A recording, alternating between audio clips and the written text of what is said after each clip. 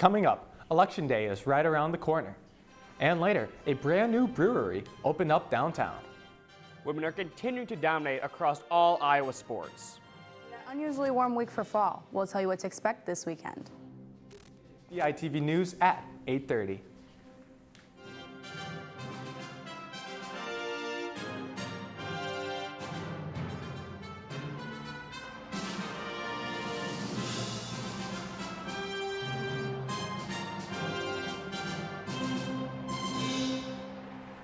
Good morning and thank you for tuning in live to DITV and KRUI 89.7 FM. I'm Johnny Valtman.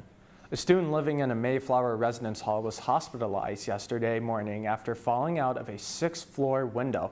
The university police were called at 4:22 a.m. to respond to a student who fell roughly 5 floors and landed on the building's north hall roof.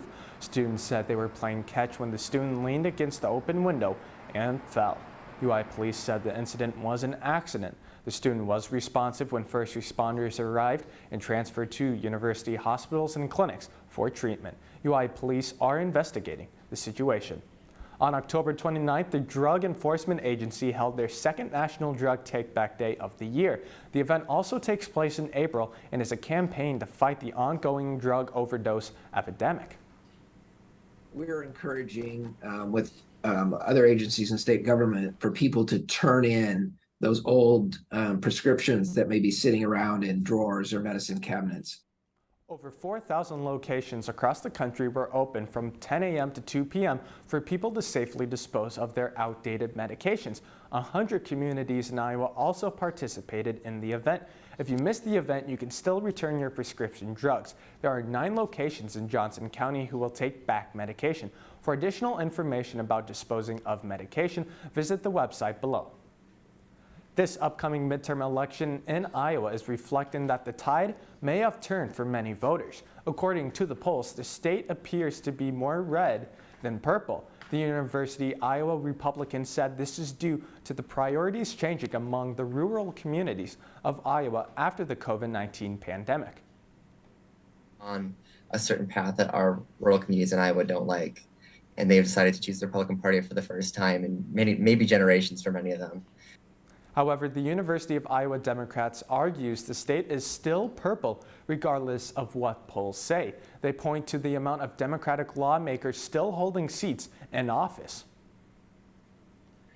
That's not a given fact. That's sort of the conditions on the ground as some people are seeing it right now. Regardless of what the polls predict, the results of this upcoming election on November 8th are still up to the vote. The state of Iowa is considered a heavy drinking state and has been for about a decade now. Those habits have increased even more during the COVID-19 pandemic. DITV News reporter Samantha Bielma has more on the study.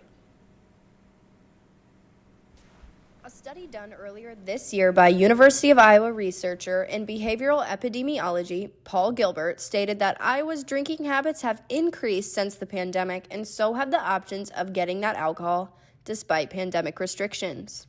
Now, this makes sense because, turning to alcohol is a pretty common response to stressful situations. We've seen this in other major stressors, crises, natural disasters. During the pandemic, people were not permitted to dine in restaurants. They could only carry out. The Governor Kim Reynolds created a policy allowing restaurants in Iowa City to have alcohol as a carryout item. The policy also allowed people to have the option to mobile order alcohol for pickup or for delivery. The pandemic is not solely responsible for Iowa ranking in the top 5 across the nation for excessive drinking. Alcohol is, part of how we socialize. It's available widely. It's cheap. Abby Ferenzi, executive director of the GuideLink Adult Crisis Center in Iowa City, has noticed an increase since the pandemic.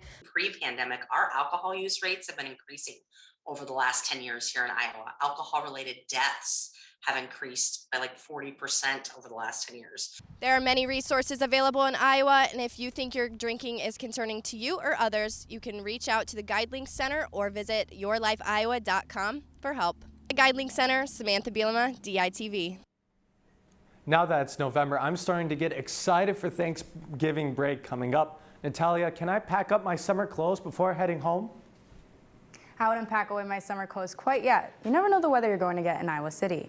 It's currently 62 degrees outside, and as we look at a live shot of the Pentacrest, we are expecting some rain to come in soon. Today's forecast calls for a high of 63 and a low of 47 with a chance of rain and thunderstorms. Tomorrow will start out windy and rainy, then turn partly cloudy in the afternoon. This past week we had a high of 70s, but looking ahead to the upcoming week, we could see the temperatures will gradually drop to the lower 40s and high 30s before rising to 43 on Monday. There's a good chance of rain today and tomorrow, so make sure to get out your umbrellas and rain boots. As you can see, it will be a little cloudy and rainy today and tomorrow, but the days after that will be sunnier. Do not put away your winter jackets just yet. The beginning of November has been good to us. Back to you, Johnny. Reunion has finally opened its second location in downtown Iowa City on the PED Mall. DITV News reporter Reese Rhodes has more on the restaurant opening its doors. Reunion Brewery has finally opened its doors in Iowa City area. With their opening day over the busy Halloween and homecoming weekend, Reunion is now ready to invite customers of all ages through their doors. The bar offers 3 unique experiences on each floor. On the main floor, a full-service bar and restaurant. Upstairs, a dance floor and taco bar. And in the basement, a chill cocktail lounge. We want people to have a good time. You don't get in this industry if you don't like to make people happy. And it's whether it's with your food, your drinks, or your music. Like, you just couldn't be in this business and work 14 hours a day, because that's like what's going on at the beginning, if you didn't love it. You know, throughout the space, we have different can art that's been created by a local artist, John Sims, and he's been with us since the beginning. Bar manager Noah Walden says this past weekend was hectic, but only going to get better as time goes on. So for us in the bar, and I mean, we definitely worked hard. There's definitely a lot of long days, but I think we overall did what we could do to do the best job we could, and it's only going to get better to be a fine-tuned machine as time goes on. Come on down, try the beer, have a good time. You know, we have a chef-driven menu right now, so the food is great, the beer is great, and also the craft cocktails, and we do have a small wine selection, so just bring your friends, family down, have a good time, whether it's just to hang out, have a couple pints and just sit and chat, or to come down to watch sports and have a full meal. From Reunion Brewery, Reese Rhodes, DITV. The University of Iowa Papa John Entrepreneurial Center hosted its first ever side hustle workshop for students interested in starting their own business. Daily Iowa News reporter Grace Katzer is in the newsroom today to talk more about this. Grace, what inspired the idea for this event? Thanks, Johnny. The Side Hustle Workshop invited 25 interested students and staff at the university to this interactive workshop on Wednesday. One of the event's presenters, Jay Cooper, wanted to bring his experience as a business coach and business owner to the workshop to help inspire and educate any students interested in side hustles. And how did this first workshop go? Students, staff, and presenters all participated in the event, which included high energies with plenty of questions, a free dinner, and free books. Due to the event's popularity, JPEG opened up a second workshop the following night. Were any of the students at the workshop business owners themselves? Of the 25 people that attended the event, about half of the students and staff were already in the process of starting their own side hustle business.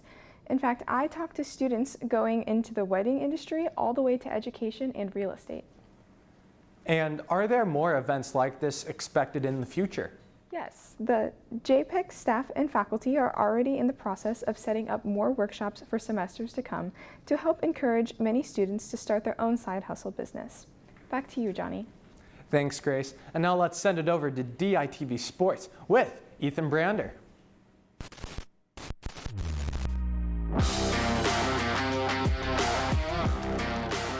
Hello and welcome to DITV Sports. I'm Ethan Brander. Women's athletics is taking center stage here at the University of Iowa. DITV sports reporter Lucy Friedel has more about these programs' recent success. 2022 marks the 50th anniversary of the passage of Title IX. Iowa women's athletics is dominating on the national scale. I'm really proud of the programs that we've developed here at Iowa in women's athletics. Clark has established herself as one of the best athletes in women's college basketball. Last season, she led the entire nation in points per game and assists per game. She also became the first player, man or woman, to record back-to-back triple-doubles, further asserting her dominance in the sport. Always wants to get better. She's always thinks she can get better. And that's such a good skill to have as a person, right? That you're never done learning. Clark and the women's basketball team are currently ranked number 4 in the nation entering the 2022 season. Last season, they won the Big Ten regular season in their first sellout since 1998. Another dominant sport in particular is the Iowa women's field hockey team. Since becoming head coach 9 years ago, Lisa Salucci has led the Hawks to 3 straight years of being in the national rankings, including a 7-week stint at number 1 in the 2021 season. In addition, the Hawks are consistently ranked in the top 15 of the national rankings.